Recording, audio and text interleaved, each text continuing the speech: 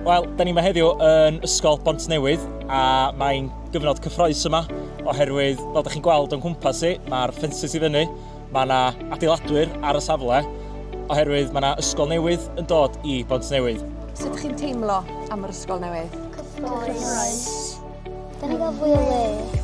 So, fydd ni efo mwy o ola yn yr dosbarthiadau a fydd ni'n gorau eisiau lot o drydan. Gret. Am bod mae'n eich o gyfeillgar.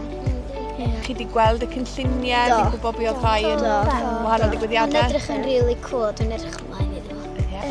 Da ni wedi cael syniadau gan cynnar ysgol gan pobl sy'n yr ysgol uwchradd wan. Dwi'n gyffroes i gweld y ysgol ga iawn, dim ar y sgrin. A gath rhywun cael go ar y VR set? Fi'n cofio pan nes i ddod oedd y VR set? Do, sut oedd hwnna? Oedd o'n rili cool, oedd fi'n gallu gweld bob dim oedd yn mynd i dod i'r ysgol newydd. Pam bod chi'n meddwl yn bwysig bod Ysgol Bontnewydd yn ysgol eco-gyfeillgar? Mae o'n sefyll lot o pres i'r ysgol. Mae o'n well i'r amgylchedd. Ac os da ni iwsio mwy, defnyddio mwy o coed, fydd a ddim digon o oxygen, ond pan da ni ail defnyddio, mae'n lot well. Brics, pethau coed, y pren.